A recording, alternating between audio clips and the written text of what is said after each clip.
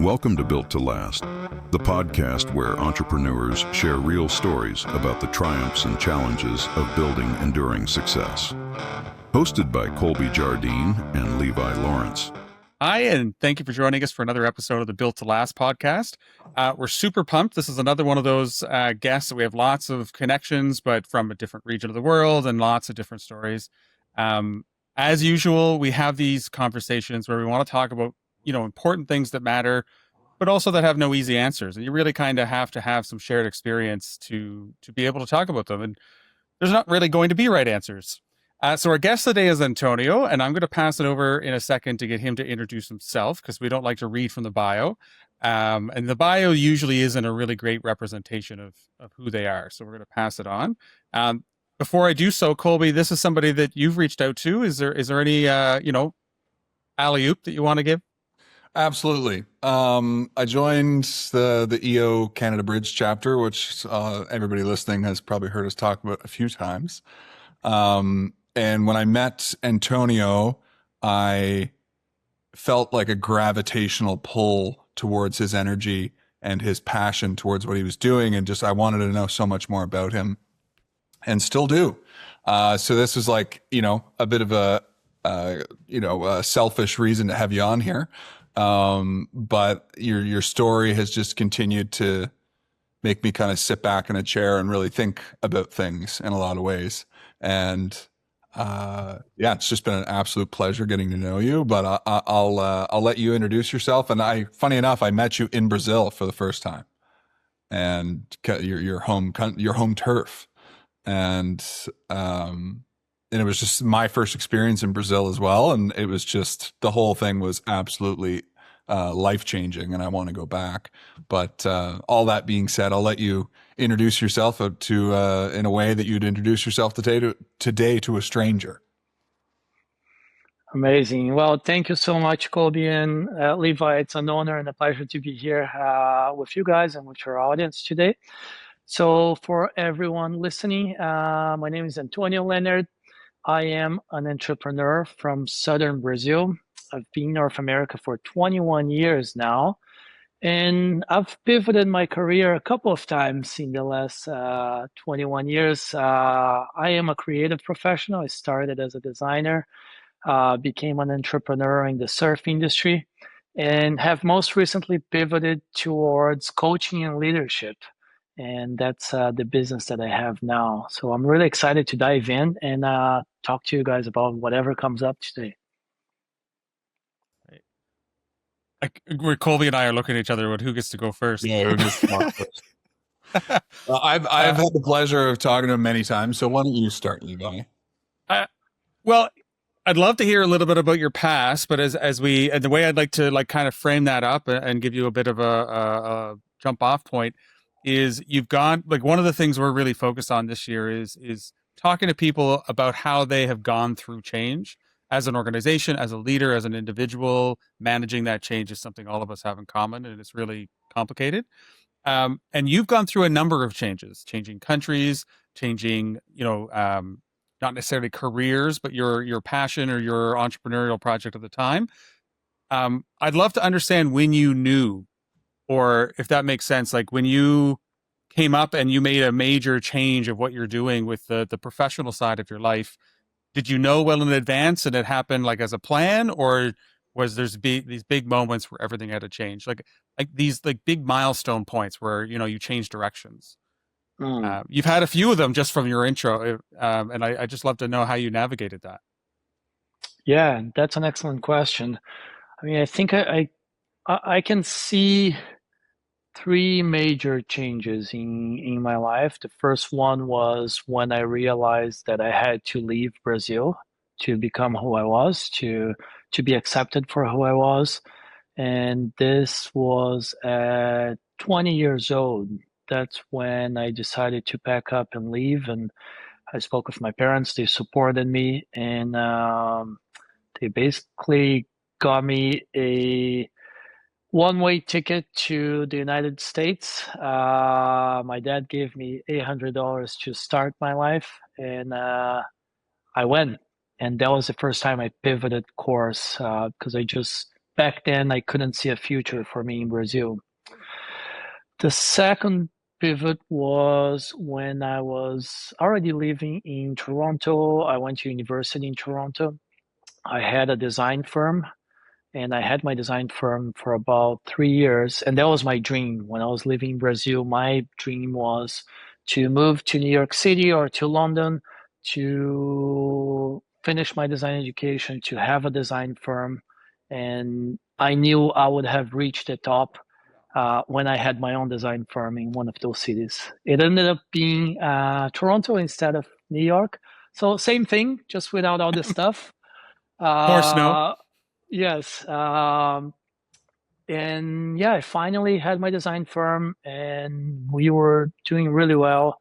It was amazing. But after 3 years, I looked back and I was like, now what? Like, is this really the dream? And for some reason, that didn't quite make sense anymore. And there was a lot more associated with that change. I burnt out. It was, it was pretty hard running a design firm right out of school. Learned a lot, but I also learned a lot about myself. And that dream didn't feel quite right anymore. Like it didn't quite feel aligned to my purpose back then. So there was a big opportunity for me to start a surf business in Toronto, and we'll probably dive into more throughout this chat today. And people listening are probably thinking this is absurd. How are you going to start a surf business in Toronto? But I saw that opportunity and I took it, and that was as big a pivot as it was to leave Brazil, I would say. And it was through a decade on that journey that I really found a sense of belonging, a sense of purpose, and really devoted myself to something that I never even saw in my future. It was something that sort of happened organically, and I just took the opportunity and ran with it. And it was an amazing experience. And I had to pivot again most recently, and it started 5 years ago during the pandemic. I ended up having a big loss personally and professionally, and that ignited a whole identity search again, and really asking myself, what is my purpose? Am I still living in alignment with that purpose? And that's what put me here today. Yeah, so a few big moments. Happy to dive into Well, any because I of see them. that, like in all of them, some of them were pushed upon you. Some of them, you went through self-discovery, but the status quo wasn't fitting right, or it was downright not good. And then did you, I guess because I'm talking to some people now and they like, when they're uncomfortable with today, or something's not a great fit today, it's also hard to search for what would be different. Like how do you, because you're stuck, not stuck, but you're in the environment that's not so good. And so it's easy. And I was victim of myself. I had a business closure, and like, I was like, at some point you need basic income. So like I had to make some decisions and react to what was there. So I would say that I like where I wouldn't change anything, but I didn't really do the search. I didn't really take the time to do the scan of what was perfect. I burned the bridges and picked the next thing that I could jump into. I now call that organic, but really it was like, what's the best of a limited set of options that immediately gets me somewhere different. And I was just wondering, like, I understand the leaving, but Brazil, but like when you made the change to go into surfing, was that like you have already decided and you've already finished design and now you're looking for an opportunity, or did you find a way to kind of separate your future self from your current self to think about surfing? I'd love to, just if there's anything there about how you approach that. Excellent question. Well, looking back at the beginning of the surf business, it was more related to a sense of identity and a sense of belonging. I had found that in design, and I was actually really happy working as a designer. But there was something missing, and it was that thing that like I set out to have my own design firm in a big city in North America or in Europe, and I did that, and I look back, I was like, now what, right? Like it wasn't fulfilling. There was something missing in terms of purpose, in terms of like the deeper sense of identity and belonging. And when the whole surfing thing came around, it was something that I had done my entire life. I grew up surfing with my brother since I was like 4 or 5 years old. But it was also something that I had to get away from. I had to set that aside as I became a teenager, living in a small conservative town in Brazil, and coming to terms with my sexuality, being a little bit different from the other kids my age. It became very clear that I wasn't welcome in surfing here in Brazil. Mm. So it was something that I didn't even know who I was, what I was, but it wasn't something that I could continue doing back then. And after moving to the States, I ended up in California for many years, and that was a dream of mine. You know, I remember growing up watching Baywatch and a few of the other old school TV shows set in California, and my dream was to go live in California. It was there that I reconnected with surfing, and I actually felt a sense that I belonged. Not that I belonged, but there were so many surfers, and California was such a liberal place that it just didn't matter. So I could surf again, but it wasn't like I chose not to disclose who I was many ways. And when I moved to Toronto, it took me many years to actually realize that I could surf there. And I thought that that part of me had been left in the past. I thought surfing was destined to, holidays in warm places. And it was a few years living there that I discovered that I could surf there, and that there was a pretty amazing community that had been there since the 60s, but that it was growing very quickly. And that was the first time that a surf community actually took me in for who I was, that I Mm. really, I knew who I was. And not only that, there was an opportunity to help shape that community. So I had lived, I grew up in Brazil, I had lived in California, I had lived in Australia. So I had lived in so many places in which surfing was part of the status quo. And for the first time, I had been given an opportunity, a chance to help shape the identity of a surf community, which was Toronto and the Great Lakes. And I think there was something really deep inside me for having to renounce that part of me.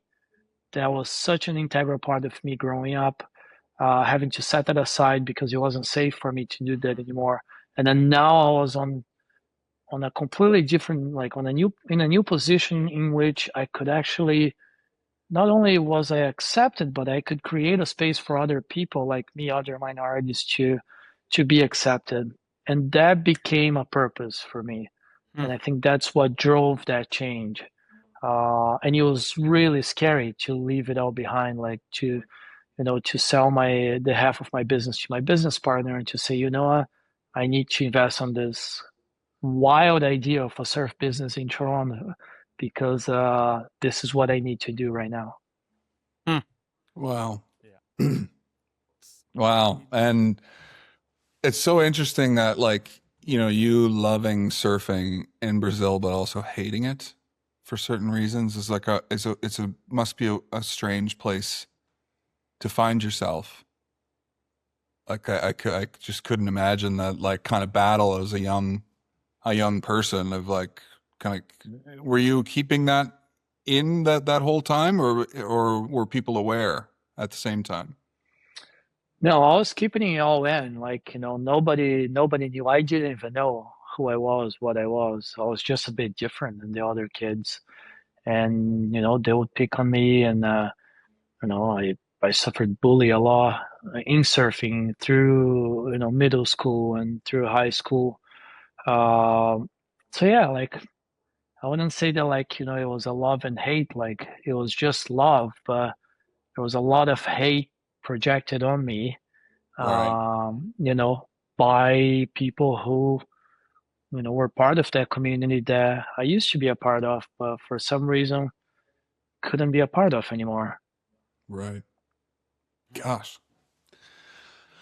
Oh. Yeah. hang on. And then to I hate find to. that in the middle of January and February in the Great Lakes in Ontario is pretty cool.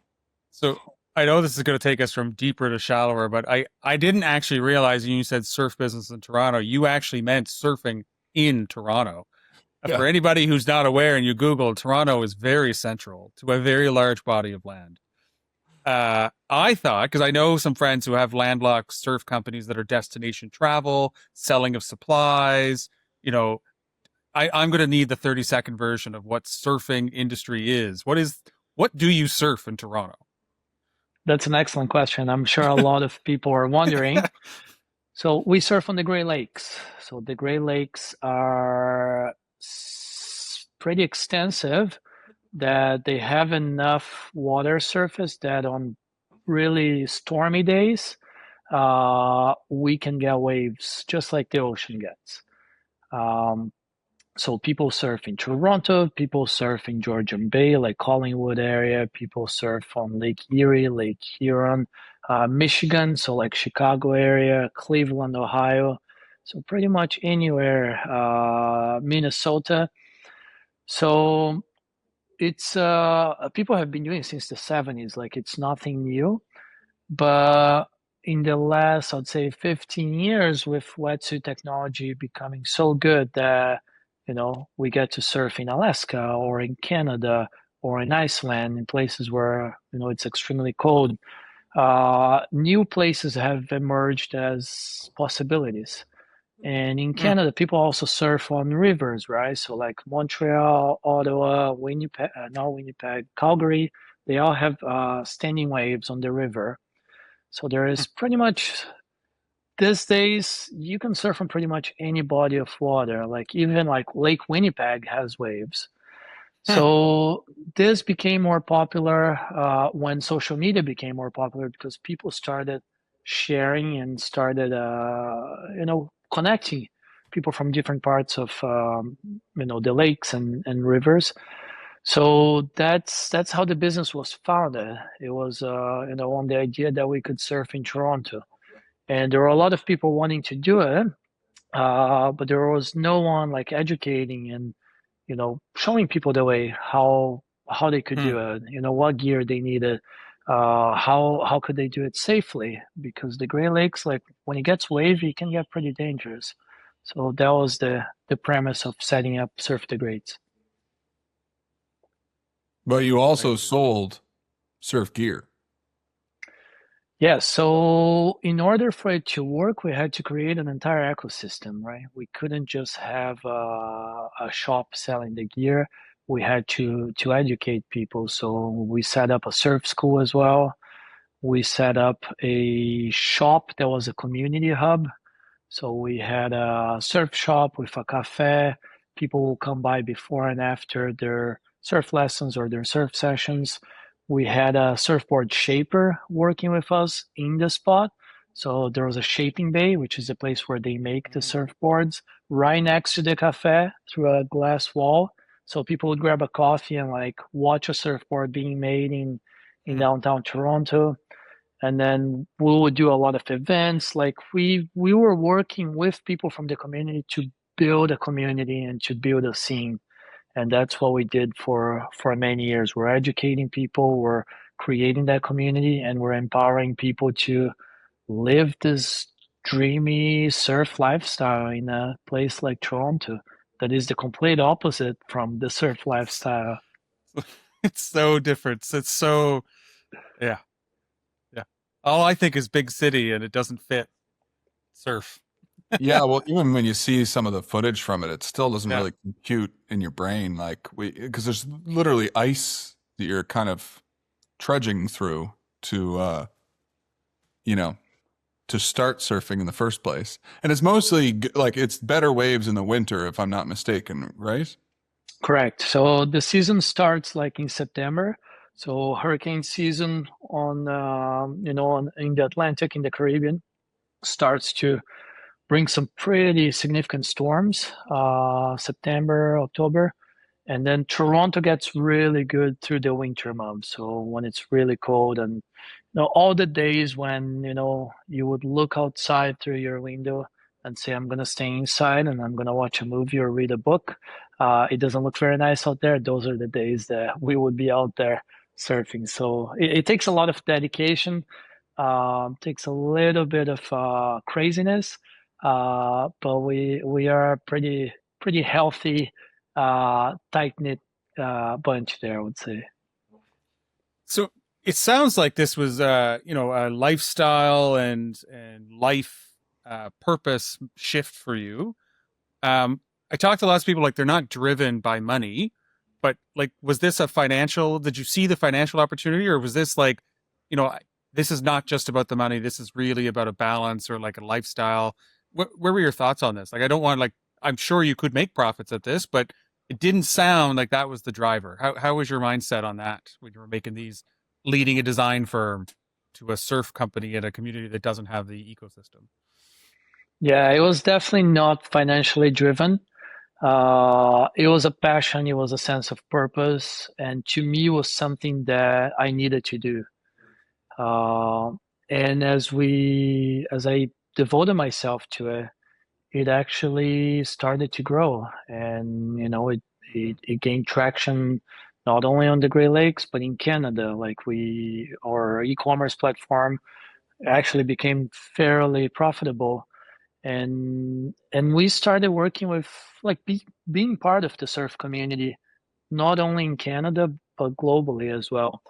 And the thing that was the most important to me was this idea of promoting diversity and promoting inclusivity and letting people like me know that there was a place for them in surfing, letting people of color know that there was a place for them in surfing, letting Indigenous peoples in Canada know that perhaps they've been on the water their whole lives, but surfing was for them as well. They just needed a surfboard to enjoy that, and really, like, really showcasing the strength in those minorities, and that, I think, that's what made us successful. It was that message that really started a ripple effect in other places, Mm-hmm. in surf communities across the globe. It's amazing. To be honest, I don't see myself in surfing. Like, I think there's like a country farm raised redneck that just, like, in this one very small case, I'm a bit of a minority, I think, on the surfing world. So I tried it. I tried it for the first time in Brazil I guess Antonio was out actually riding waves. I was just getting beaten to death by waves. And I'd never experienced anything like that. It is harder than it looks.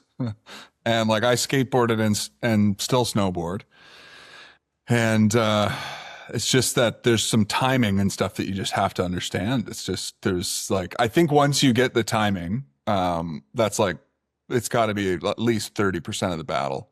And then there's probably a bunch of technique underneath the rest of the 70%. But there's like this timing thing and like little techniques of even getting out far enough. Yeah. Oh man, it was intense. I was nervous and sore.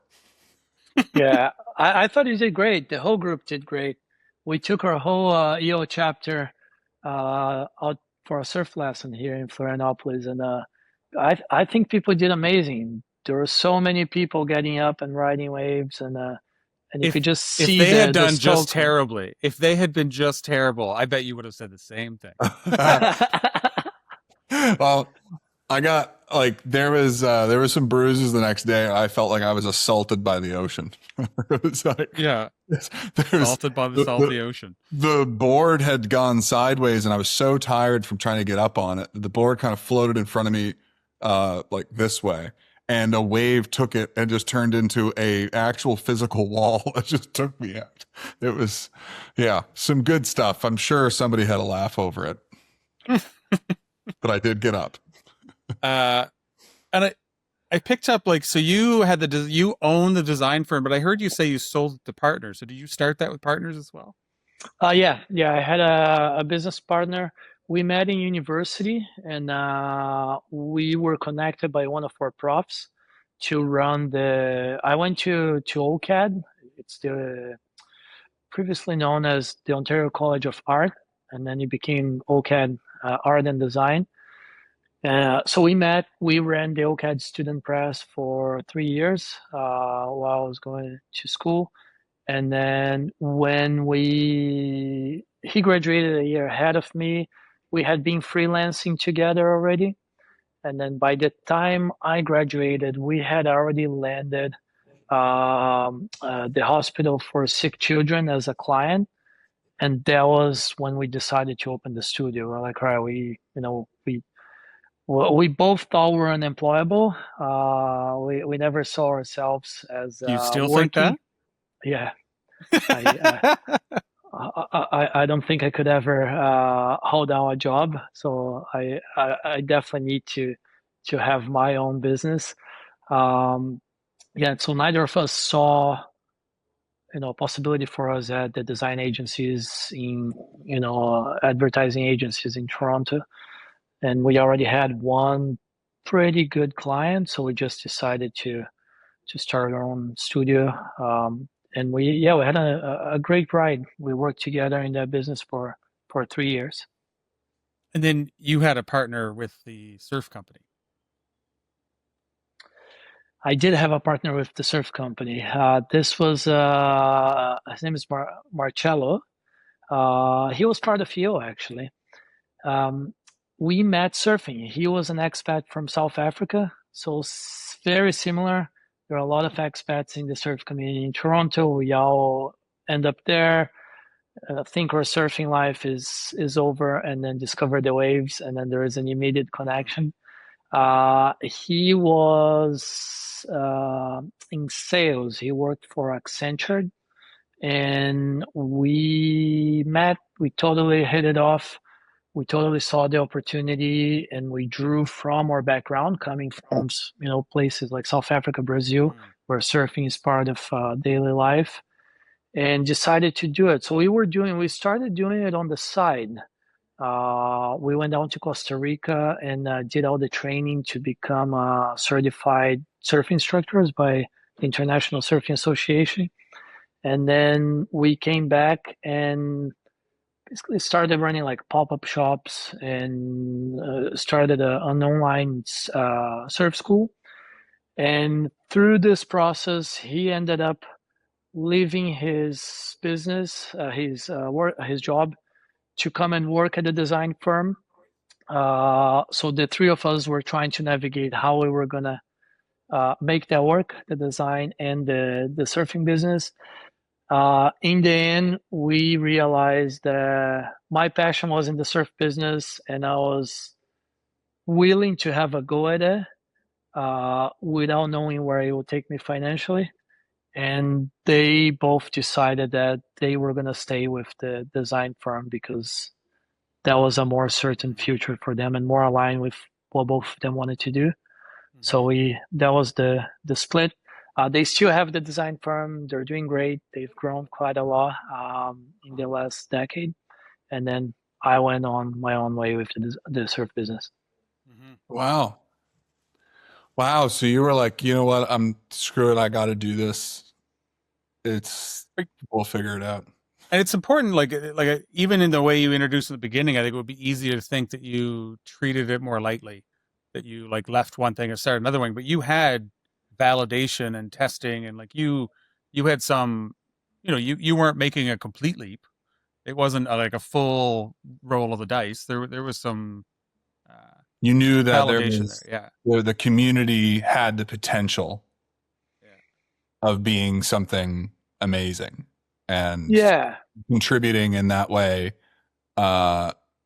Excited the hell out of you, and you had those little kind of moments where you're like, there's something here. And I'm fascinated by this because like we all go through like those periods of like uncertainty or transition that we want to like go to our calling or go buy a motorcycle and ship it to Namibia and see what happens, which is my new thing.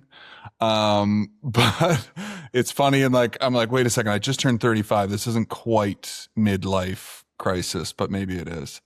But those things, it's just like to actually go through and act on them, especially as you get older. I find like it's really easy to stay where you're currently comfortable instead of like making that leap. And I keep putting myself, it's a very different environment, but I wish that I had made the change you made in like 2015 but I had a business that I was no longer necessarily in love with. I love the idea still, but I was starting to resent the things I had to do to keep it running and all those things. Like it was no longer my heart, but also it wasn't financially successful enough to, like, I couldn't be bought out. So if I left, 42 jobs went away. and so like I definitely, like, it feels like you were probably in a little bit better place, but I just, that fortitude to make that decision, even though there's consequences. I spent a lot of time thinking about that. It's like, how much right does an individual have to make those selfish decisions, which I believe in trying to be more selfish, but also the impact on others. It's a uniquely leadership role decision. Not uniquely. I'm sure parents also sometimes have similar mental conversations with themselves. Like going no down, right answers. Well, I mean, going down the roads that I'm passionate about, like I grew up as a musician. I really wanted that. And then it was like quickly realizing like, okay, I need to figure out, now that I have a partner, it's like, okay, I need to figure out how to support her. Like what sacrifices am I willing to take to make that work? But what else am I sacrificing from like my born purpose in this world that really fires me up? Like it's just that balance it's something that we often live inside of our own heads with. I don't know about you guys, but I certainly do. And there's so many things that I'm still like curious about and want to try. And it's just, yeah, sometimes those things are hard to make those leaps. So like I'm excited for you. And we didn't even get to the most current one. Antonio, like I'm so fired up about that one as well. But before we go there, you just mentioned something really important there that I think it's important to mention. You talk about doing what's right for you, but then having a partner and having these conversations and having someone to support and being supported by someone. I was very fortunate throughout all of that I had an amazing partner who supported me regardless of the decision I had to make. He was a silent partner in Surf the Grades. Like he was there from the get-go, but it was my baby. But throughout the whole process, he saw what I was going through. He saw the burnout before I even saw the burnout. He saw my whole life falling apart before I even realized that my whole life was falling apart because of that burnout, because of the lack of purpose in what I was doing with the design firm. And he was the one who really held space for me to figure out. And that whole process was not easy, and it was painful, right? Like when you're in one of your lowest, everything is starting to fall apart in your life, and you are forced with facing yourself and looking inward. So it didn't quite happen overnight. It wasn't just like, well, great opportunity with the surf business. I've tested it out for a year. It's going to work. All right, see you guys. I'm just going to go ahead and do this. It was a really painful year of self-discovery, self-awareness, of healing.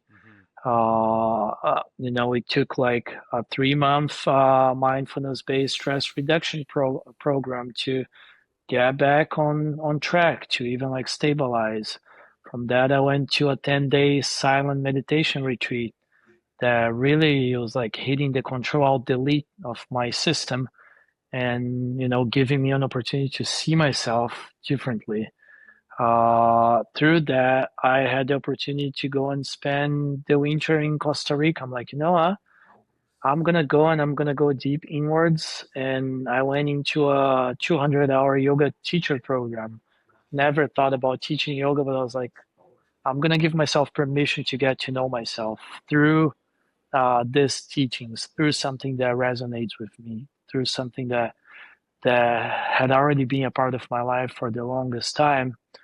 And that was when I found the clarity. And I remember being in Costa Rica towards the end of my training and just realizing I was like, this is my purpose. I don't know if it's my life purpose, but it's the purpose for the next stage of my life. And I'm just gonna go back to Toronto and I'm going to sort this out and I'm going to leave what doesn't serve me behind, and I'm going to go all in on this thing that does feel right for me.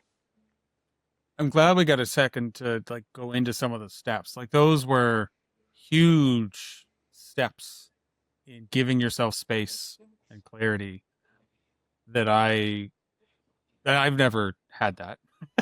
I'm immediately jealous, but even just understanding some of those disciplined steps versus the short version sounded like much more following the road. Not a lot of figuring out the destination. That's like I think I've maybe just like in passing or in another conversation have heard a little bit of that, but I didn't understand the timing of it. And man, oh man, I feel a sense of relief because like, we're looking at opening a different business unit with what we're doing, and I told you about that.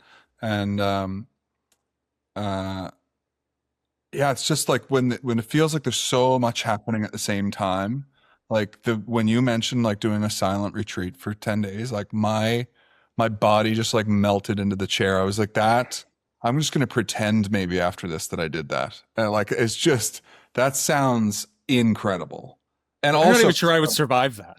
I was I'd be so scared. But that self-exploratory stuff, like it scares me and excites me at the same time. And was that like scary for you to go do that? Like, I'm sure you were like, I need to go figure something out, so I'm going to go try this silent retreat thing. Like, you probably had never done it before, I'm assuming, or anything like it before.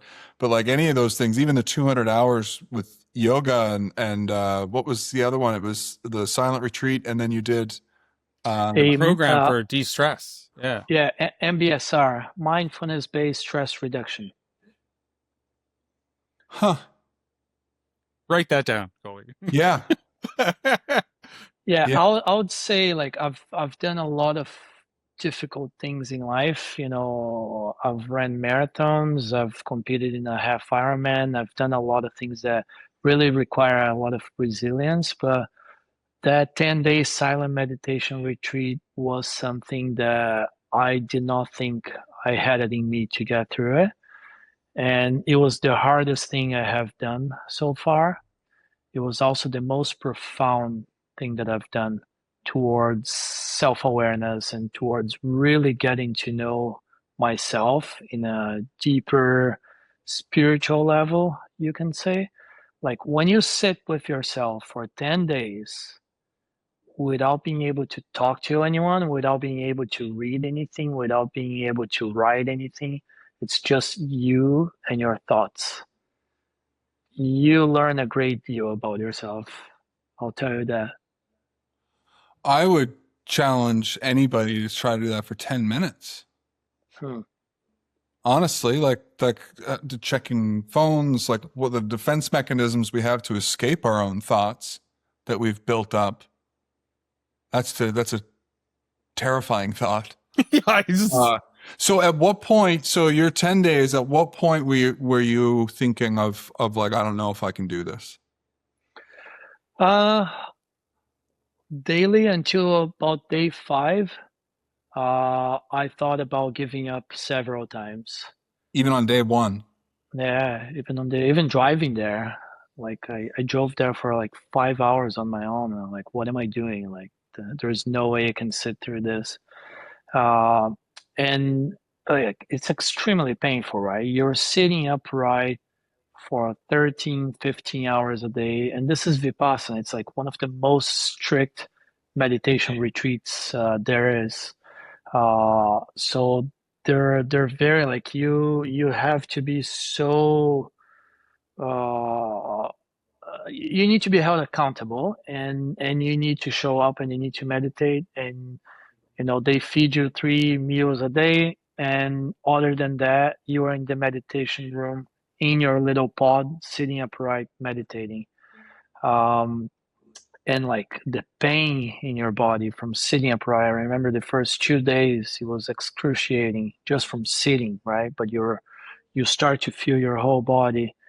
And I almost gave up several times. But I'm not the type of person that gives up. When I set out to do something, it's very rarely that I give up.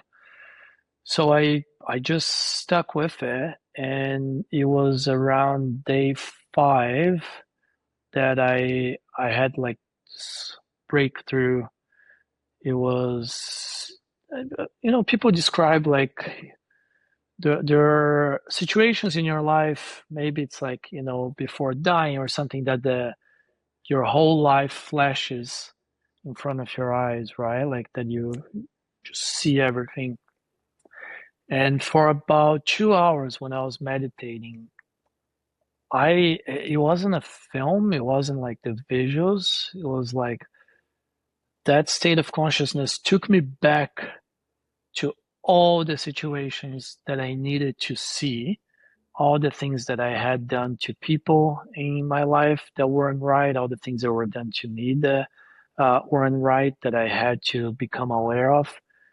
It just like it put me back in those situations, and the feelings, the pain, the everything just came to the surface so vividly that I remember after about 2 hours I just bursted out crying, and I had to leave the room, and I had a bit of a panic attack. It was just like so many feelings bubbling up. And when that finally released, it was almost like I had seen myself truly for the first time. And then for the next 5 days, it was pure bliss because I had become aware of everything that I needed to become aware in order to change, in order to become a better version of myself. Mm. Yeah, it was really powerful. So I know, and I'd like to get into like where you're now like leading and coaching others. Were you doing any coaching at this point when you had gone to that retreat? Were you coaching and mentoring at that time? So I had mentored quite a few creative professionals in my design firm. And then through the surf business, I had done a bit of mentoring as well and coaching my coaches. I had never done any coaching myself. I had never worked with a coach myself. I had worked with a therapist for most of my life. So that was the extent to which I would work with a professional to become aware of things. But I had not done any coaching with a professional. Interesting. Wow. You're kind of blowing my mind right now. Just like, I don't know if it's just timing or whatever, but yeah, there's like, what are the consequences of not doing that type of stuff is another thing that like floats around in my head of like, maybe sometimes I feel like I don't have time or the timing is bad to go to an EO Bridge event or it's far, the travel's far. But when I get there and decide to go, I'm like, oh my gosh, this is exactly where I'm supposed to be. This is the conversation I'm supposed to be having right now. This is I don't realize how like much I keep pent up until I get in those situations where I'm surrounded by others that are just, even if we don't exactly talk about that specifically, it's just like, we all just have this kind of, we know that we're all in it together in a sense and all at different stages. But man, the consequences of not doing that type of exploratory stuff, like I keep having to remind myself that, like, I remember when YOLO was really popular, everyone was saying you only live once, like, and then it became so popular that like it didn't mean anything anymore. But I'm trying to reflect on it, like, my God, I am going to die. And like, am I in the right, am I doing the right things for myself? And it's like, it's really hard to think in that stoic way when there's a lot of stuff that's right in front of you. But I can't even imagine doing a 10-day silent retreat. Like I see people that will just that can't sit still for like not good reasons. Like they're very uncomfortable with sitting and thinking and ruminating on things, and to go through your entire life right to the end like that. Whew, I don't know. Yeah. But it's interesting, right? Like, I mean, so many people around the world has done it, and I didn't think I could do it. I didn't think I could sit through it. But maybe that was just a form of avoidance, right? And when you say, you know what, I'm capable of doing whatever I want. Like I'll get through anything I need to get through. Like as humans, we're so resilient.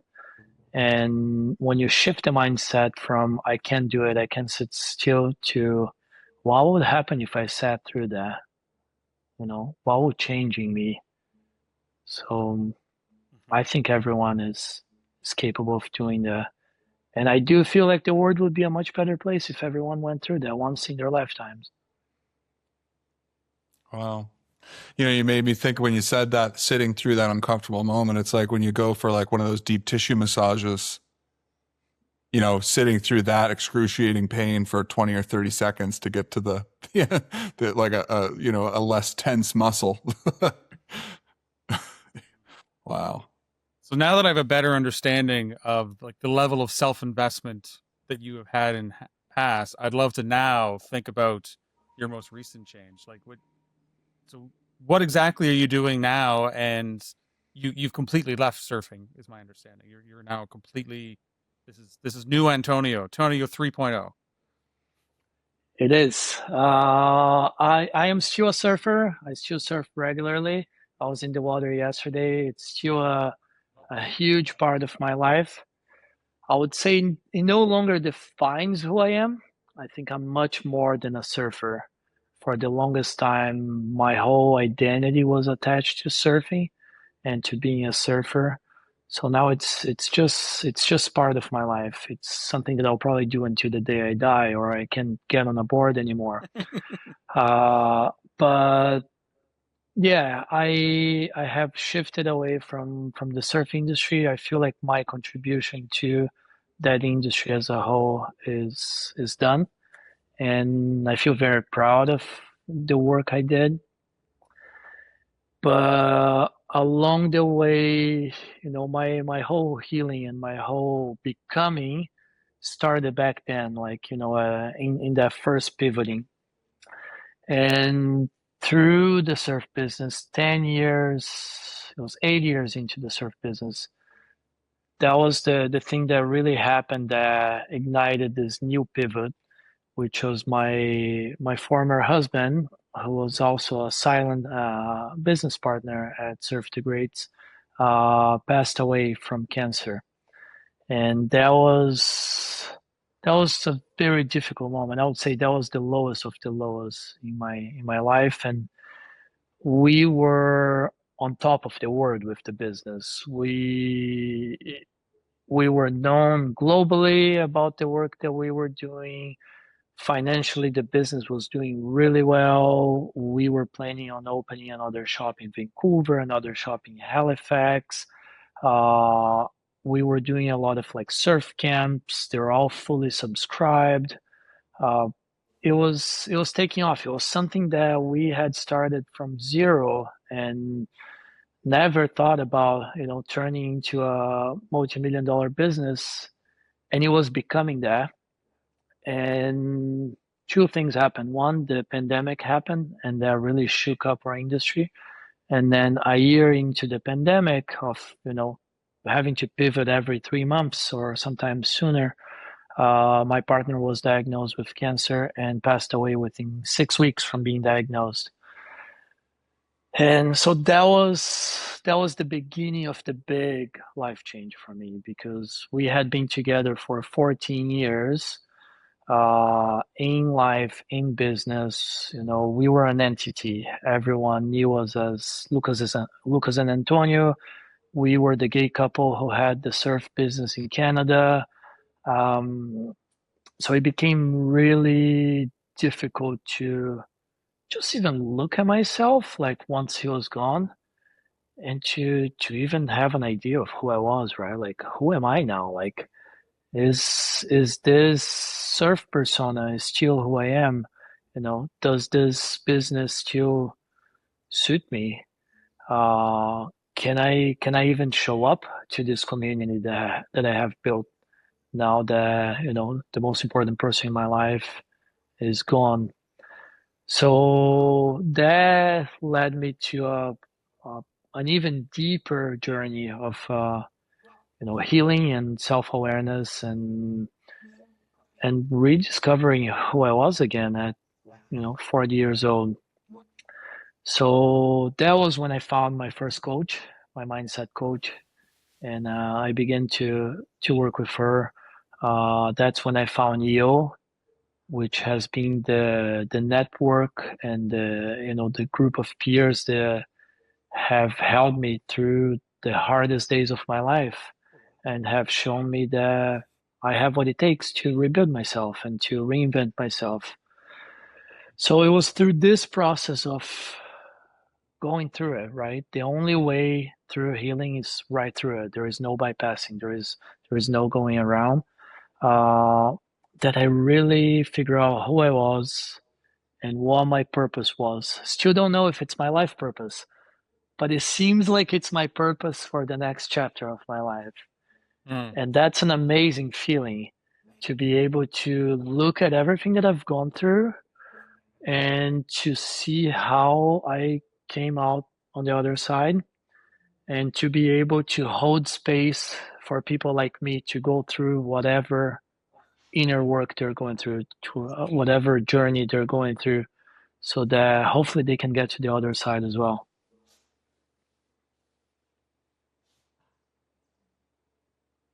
So we're flip-flopping between like really deep and emotional. So thank you for sharing what I'm sure was a very painful thing. I'm just trying to put myself in your shoes and just thinking through. I don't need all the details, but I'd love to understand, like, how did, from a business perspective, one of my fears is like you build these things that depend on you. And I joined and we merged companies because I wanted partners. I had been a solo business owner, and I haven't had a direct similar event, but my wife's father died suddenly, and I was able to like hand the keys of everything that was on my plate to Colby and our other partner, and just say, I'll be back when I'm back. And I'm just wondering, like, I'd love to get a sense of like whether you had that ability, or like, did you have a team around you, or what were some of the stuff around you that you had to deal with? Because I didn't realize that. And once again, like, thank you for sharing that. Like this, I didn't realize it was 6 weeks, Antonio, and I just like, yeah, I can't even imagine. So like, I mean, yeah, just to continue on Levi's question, like, you needed to take some space. Like, did you have that support around you during that time? Yeah.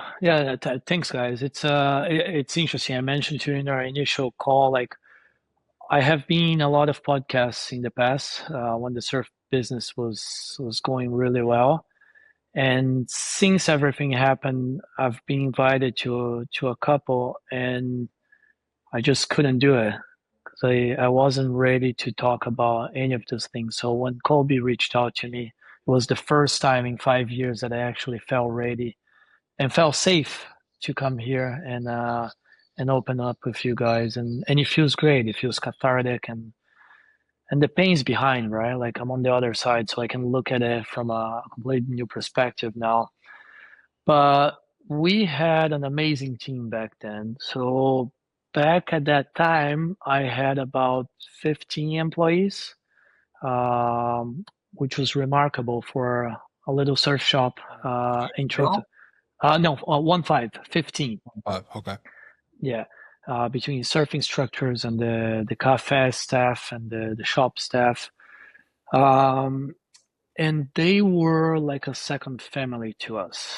It was a community business. It was it felt like a family business. It wasn't your traditional family because we were gay and we didn't have kids, but those were basically our family. Like it was a really powerful group of people that we had, and they were so amazing through the pandemic when it all started. That, as everyone experienced, we all had to come together and think so creatively and act so fast according to what was happening overnight. So we had such a solid ground with our employees that when he was diagnosed, we were actually living in Hawaii. We're on the north shore of Oahu, living there for the last for a few months. Canada had gone into a second lockdown, and we had the opportunity to go there and to basically run the e-commerce. By now, we were just operating as an e-commerce shop with our team back in Toronto, doing all the fulfilling and customer service and whatnot. And when we found out, the team was we spoke to family and then we spoke to the team on the same day, and we were very honest with them with what was going on. And it was interesting because I didn't even need to ask for support. Like everyone, like our general manager, operations manager, the school manager, they're like, we're here for both of you. We got this. You just tell us what you need from us. And I felt very fortunate because those 6 weeks they were the most challenging weeks of my life. And then once he passed, it took me a good 2 months to have the capacity to even show up for my team. So they were the one who got me through that. And they helped me navigate the next few years as well, because as I was trying to figure out, who I was again, and as I was healing, they really held down the fort to the best of their abilities, with their leader wounded, showing up whenever he could, in whichever way he could at any given time. So I feel very fortunate to have had created such an amazing leadership team that could actually run the business for me when I couldn't lead.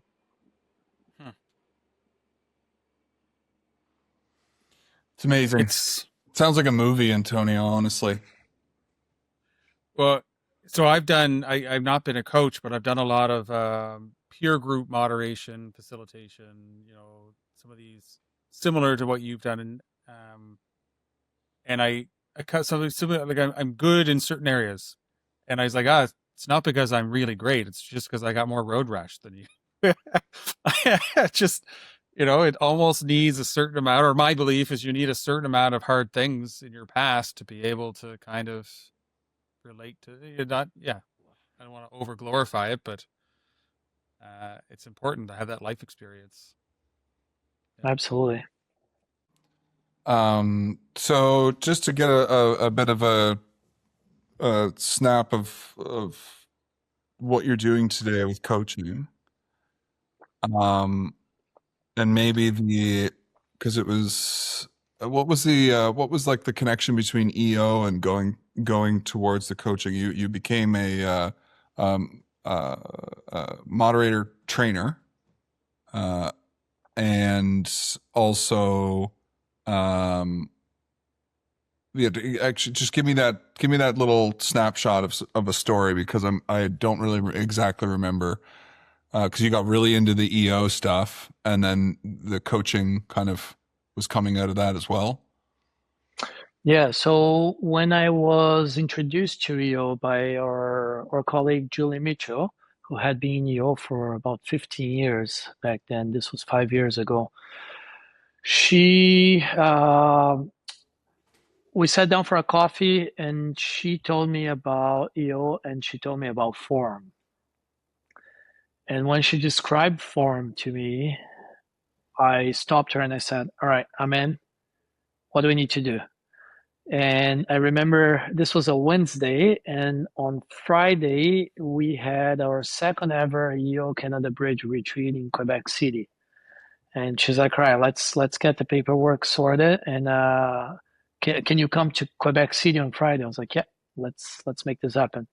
So I joined EO because of Forum. That was like when I heard that, like the peer-to-peer platform to support each other through, coaching or whatever that was. I was like, this is exactly what I need.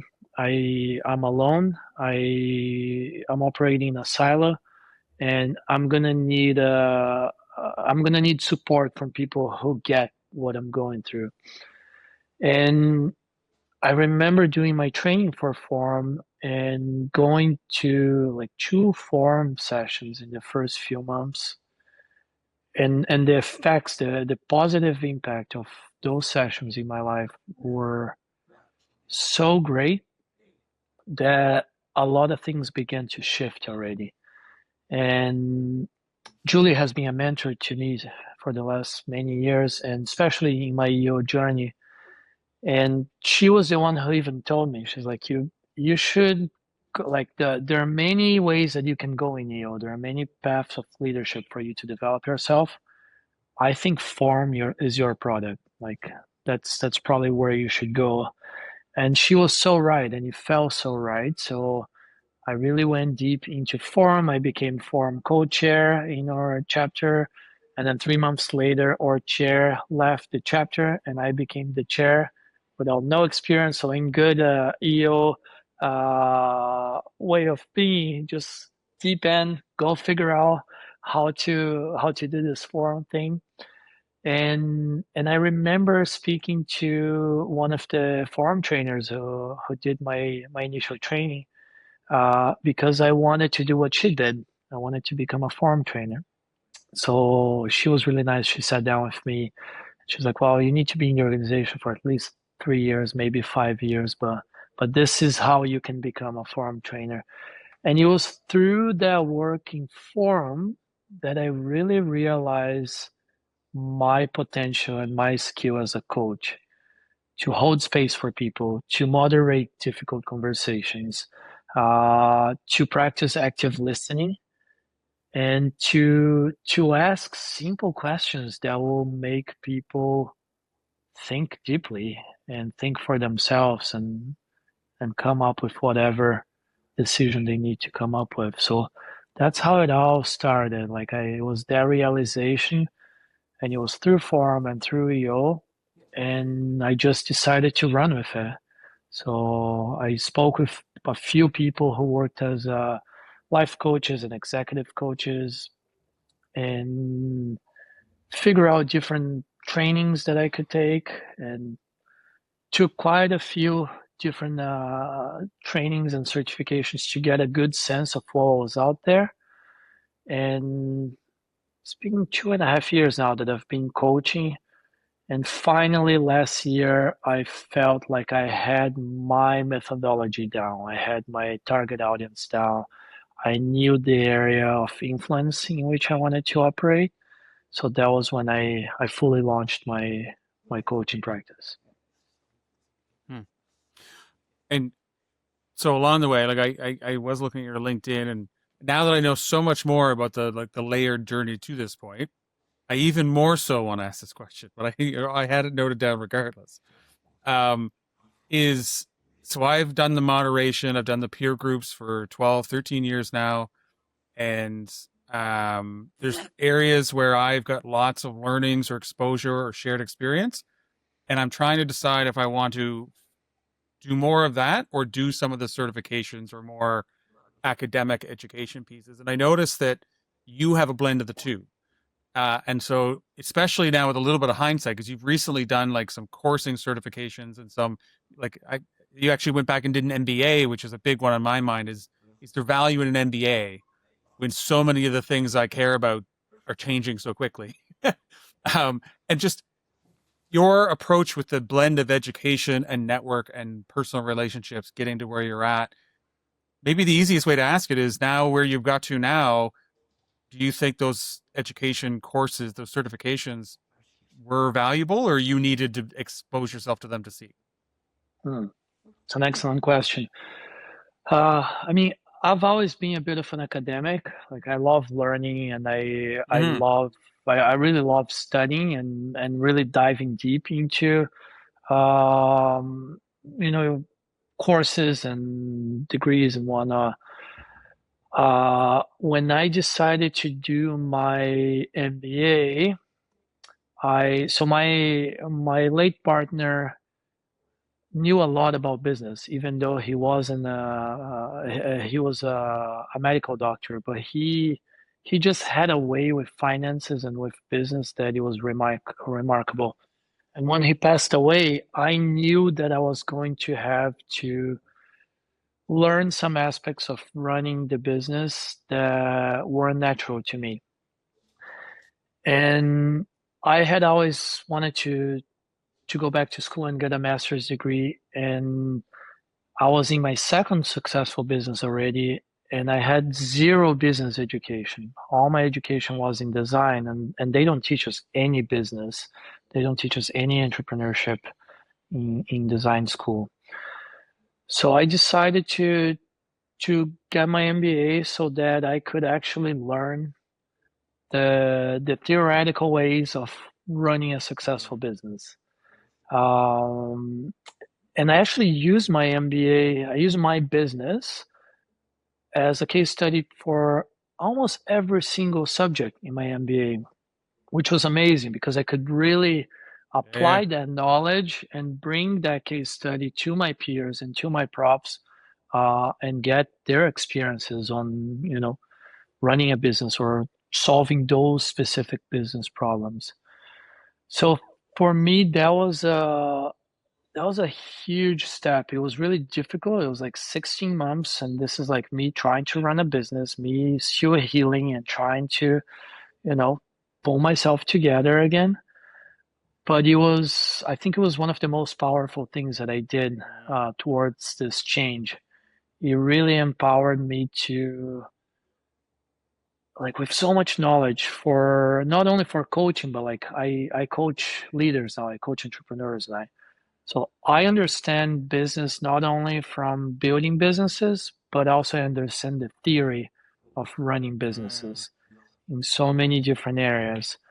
So to me, that has been really important. The coaching certifications were important to get exposed to the frameworks and to ways in which you can coach and ways in which you shouldn't coach. I feel the same way about my change management and project management certifications. Like, yeah, exactly. Yeah. See what's out there. Yeah, see what's out there. And so, yeah, I think I took like 7 different coaching programs, and they all built on each other, and they all added to my toolbox. So I'm glad I went through them.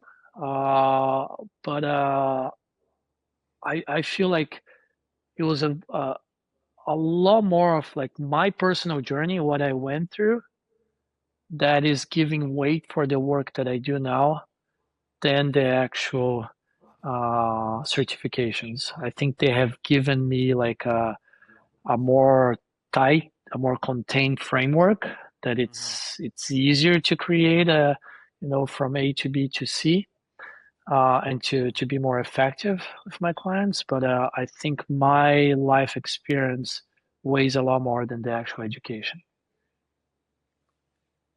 But I'm hearing don't discount or throw out the idea of an MBA. As you speaking, I was actually thinking is like, I think some of my challenges mentally with an MBA is that my undergraduate business degree did very little to prepare me for the realities of actual entrepreneurship or business ownership. But I think an MBA would be a little bit different. Like there's no case studies in an undergraduate. Yeah. It's all historical and it's not very helpful. Yeah, and one interesting thing about my MBA is that when I had finished my MBA, I looked back at my surf business, and had I known everything that I know now through my MBA, I would have never started my surf business. I've had that thought as well. Yeah. But yeah, that journey served me, right? It wasn't, it wasn't, it didn't turn into a massive business, but I learned a lot about myself, about business, and about life through that business. And do you find there's something to be said for like probably most of us, well, I think, yes, definitely all of us in this room wouldn't have done certain things when they were younger, knowing what we know now. But at the same time, it's like, imagine a world where that stuff didn't happen, right? Like that's all. It's like we wouldn't have any weird, fun stuff to do if it was always the best business case and best practices. Pretty sure almost everything that's great in the world came from a certain level of naivete. Yeah. Emotion. Like it's yeah. Totally. So I love where we got to. I love getting a little bit of the double clicking on these changes. You now have your own coaching practice. Is it going to be just you? Are you building any structure? Like what's the ambition? What excites you about this? You honing your craft or you building something? Like how are you thinking about it? That's exactly where I'm at with my coach, trying to figure out where I want to go with this. I want to help leaders become conscious, and I want to have a greater impact by empowering people to have impact in their communities, in their businesses, in their leadership teams. There is a part of me that just wants to continue working as a solo professional, really choosing the right opportunities, choosing the right people, the right companies to work with, and giving them my 100% for whatever period of time that they need me to find that agency, to find that awareness, to unlock their consciousness so that they can then lead from a place of self-leadership. And there is the entrepreneurial part of me, the one that holds an MBA that is like, all right, how can we turn this into a massive empire?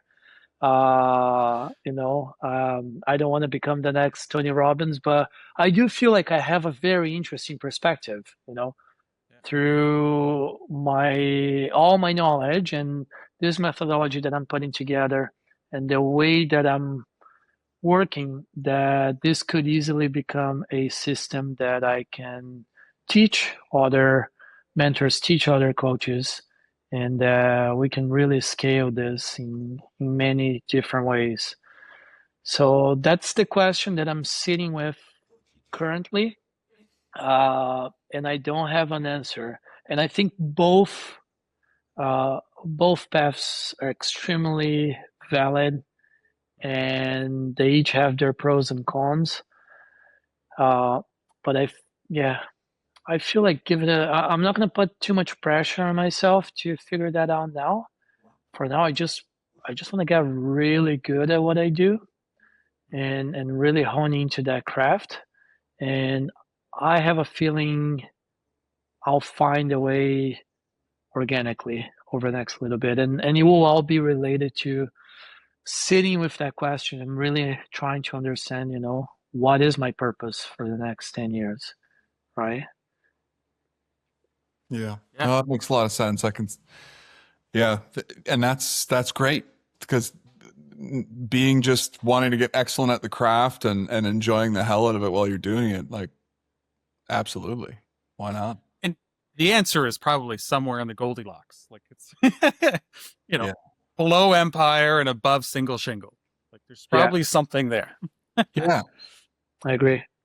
And because there's stress in just, even if you hone your craft, like I did a year of just doing consulting. I opened, when I closed my business before I met Colby, I had pragmatic business solutions. I used pragmatic in the business term just so I could be a little bit more direct with critical feedback, because some people needed to hear it.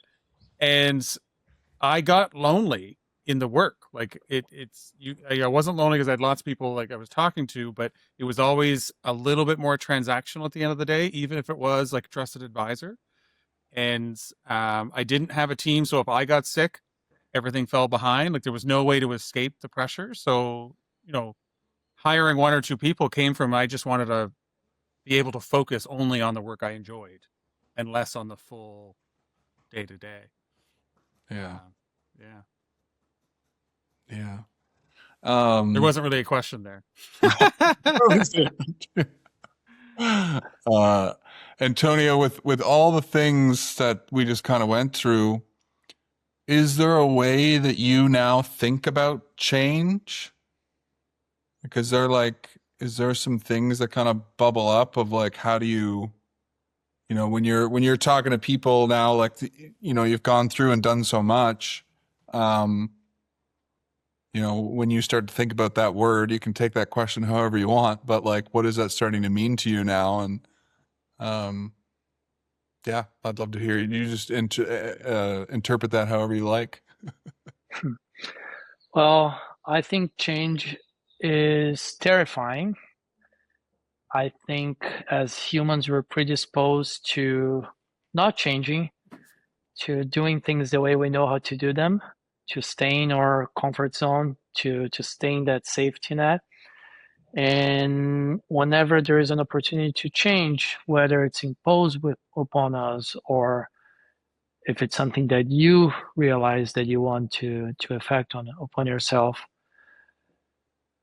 one, it's terrifying.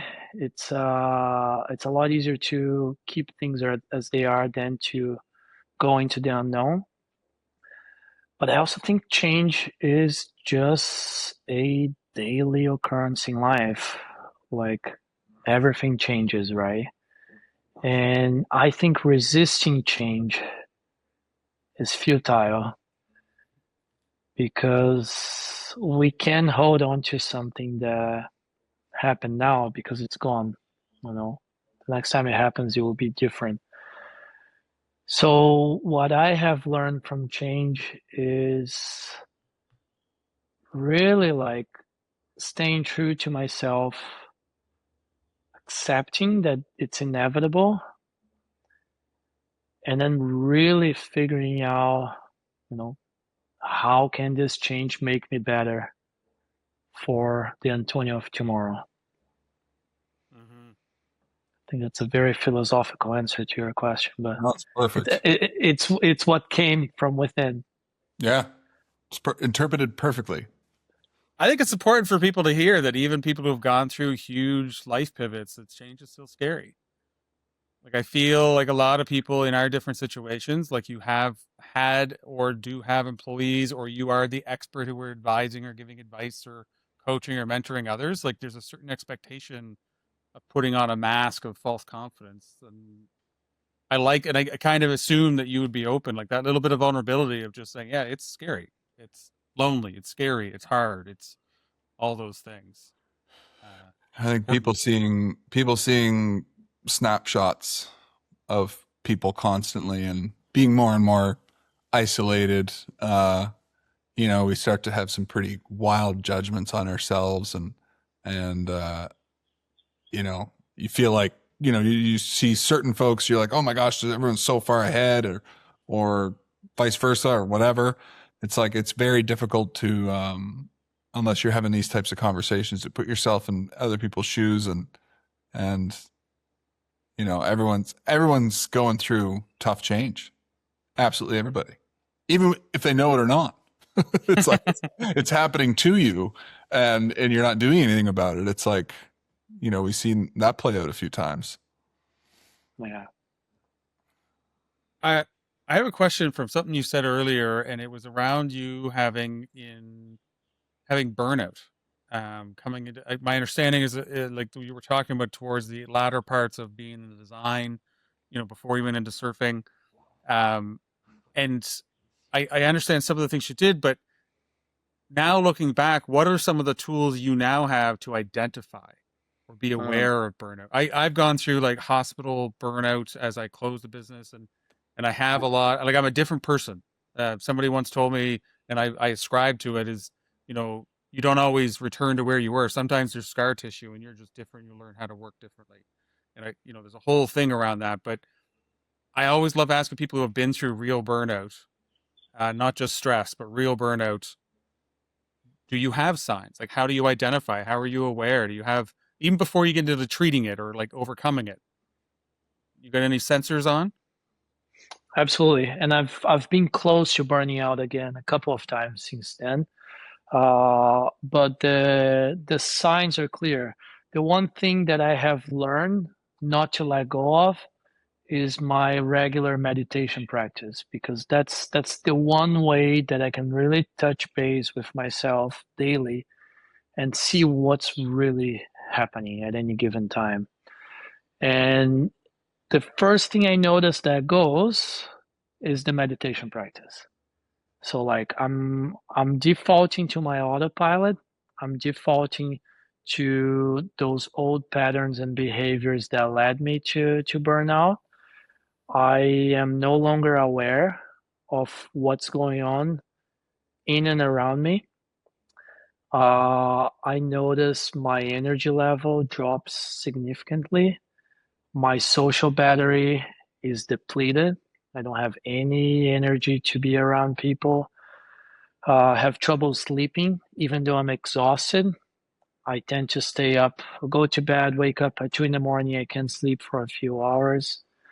I notice the way that I see the world around me. My mindset changes from abundance to scarcity, from positivity to negativity.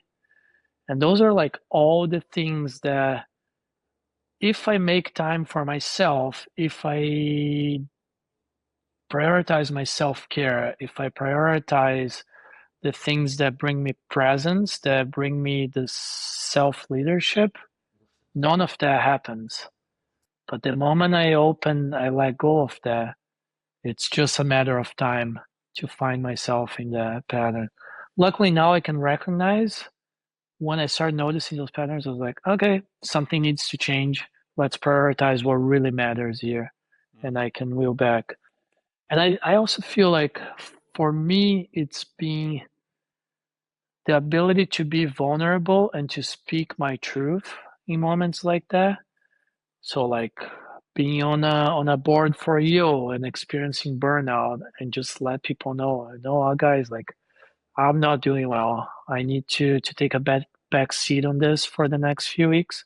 And I really need to focus on my own well-being and, letting my best friends know, no, I really want to see you, but I'm gonna need a few weeks just on my own to fully recharge or to do this. It doesn't mean that, I don't want to hang out with you, but I need some me time to be able to pull myself together again and really prioritizing the things that I know will get me back up. Said as if those are all easy things to pay attention to in the midst. Yeah, yeah. Yeah. Yeah. Yep. Just do that. Yeah. Well, I mean, I can think back to pretty much 87% of everything you just said, all those warning signs popping up, plus a couple others of like,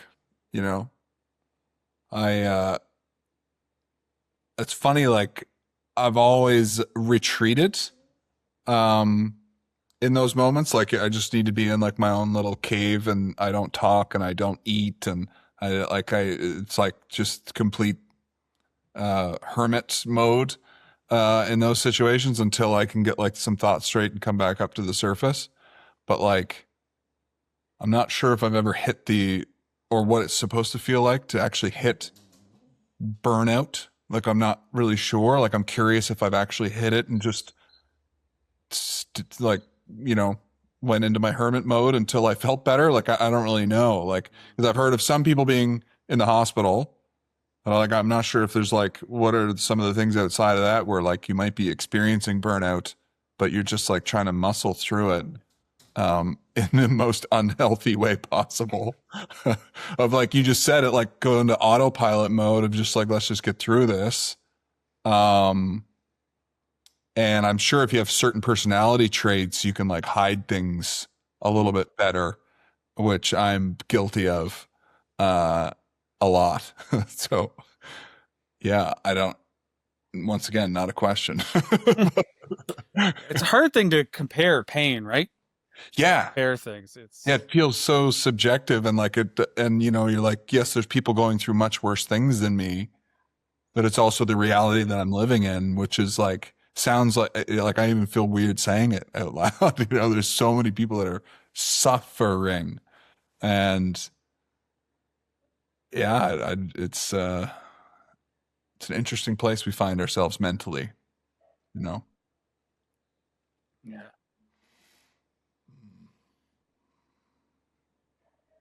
All right.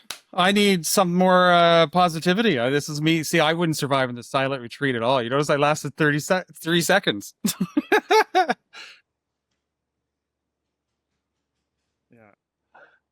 Yeah. So what's the most exciting thing about the future for you, Antonio? I feel like just like having a sense of purpose again.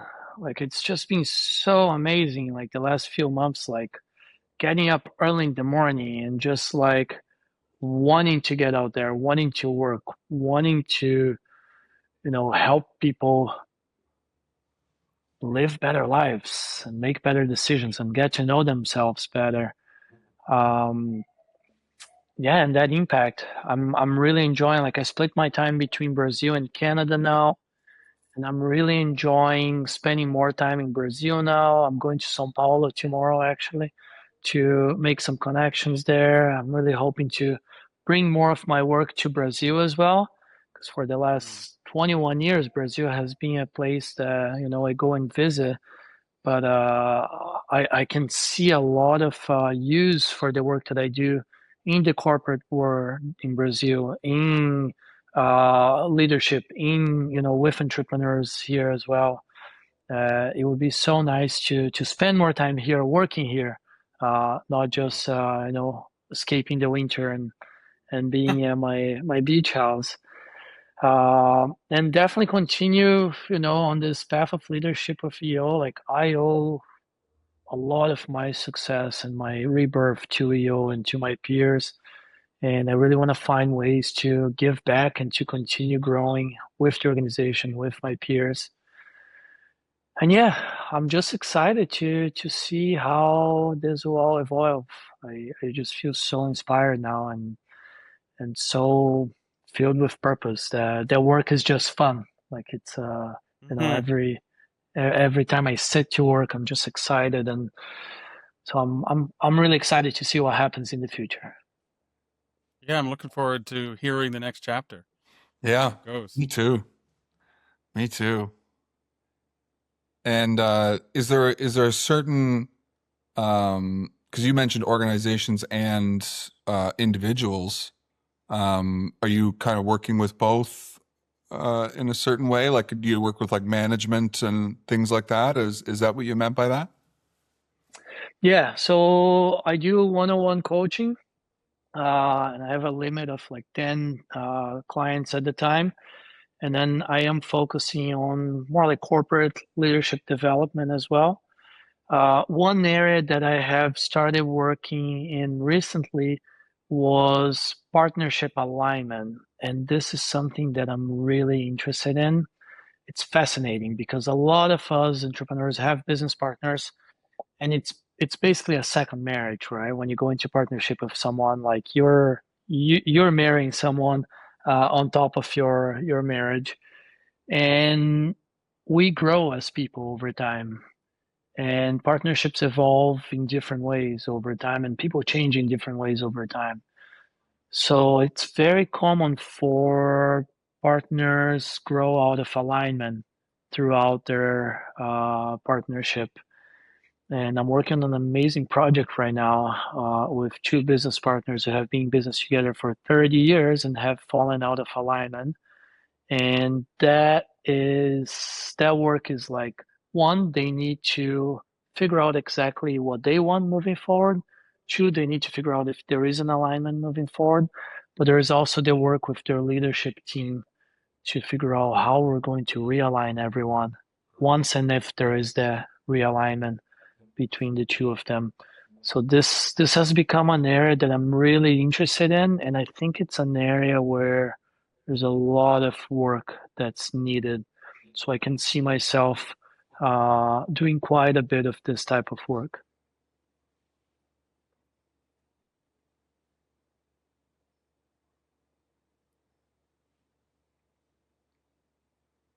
Oh, we lost that last little bit, Antonio.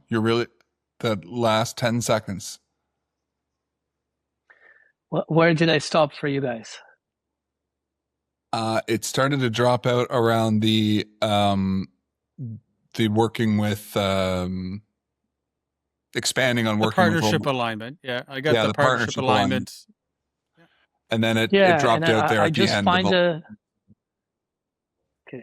I think this work is so needed. There are so many people in this situation that need assistance navigating this realignment. I'm really excited to do more of this. I can see myself really focusing on this moving forward. Tell me about the name. I'm just geeking out on your website right now. The Ride In. The Ride In. Yeah, so there was Surf the Greats, and now there is the Ride In. It's my next chapter. It's it's when you take that ride inwards to really figure out what you need to work on to grow and to become the leader that you set out to become. But it's also, I work with leaders kind of like in the second half of their life. So a lot of leaders have gotten to a point, have built something really successful. They have something that has fulfilled them in the last 20, 30 years, but they still have 15, 20 years of productive years. So this is their second act. This is their Ride In.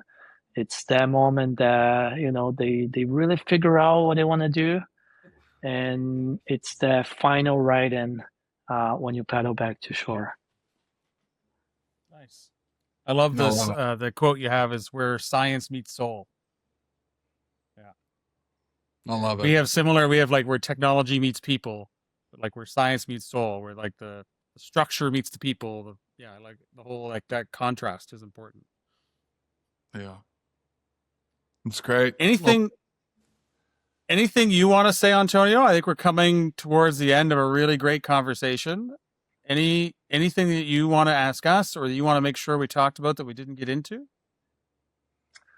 No, I'm grateful for you guys. I had no idea where this was going to take us. It really took us to some really interesting places that I hadn't articulated in public before. And I'm just grateful for the opportunity for both of you holding space and asking the questions that I could be authentic and really share my experience, share my perspective. It's been a very positive experience for me, and I hope it's been a good experience for you guys. And I really hope your listeners find some value in the messages there. Oh, I'm sure they will. The space to have a real meaningful conversation in this day and age is worth this exercise on its own. Just with people who get it, who will be authentic, but also to talk about the things that matter to us. Like it's a privilege and a luxury that I try not to take for granted. Yeah. Although next time, let's do it in Brazil. Just saying. Yeah. Okay. Today was the perfect example of exactly why we started this podcast. So that's I mean, being able to explore those things out loud and in front of other people, to let them know it's okay to explore these things with the people that they know and trust and love, and to even reach out to us for that type of stuff. It's like we're always happy to have these conversations with anybody. It's like leave that door open, Amazing. Great. Thank you, Antonio. Thank you very much. We'll make sure to have all kinds of ways to contact you and all those fancy show notes. Amazing. Thank you, guys. It's been a pleasure. This episode of Built to Last is brought to you by Iron House Pro, your behind-the-scenes partner in building organizations designed to thrive.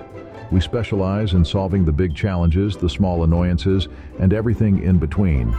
So while you're out there dreaming big, we're here making sure Your systems, processes, and people are ready for tomorrow. Ironhouse Pro, driven to create lasting organizations. Learn more at ironhousepro.com.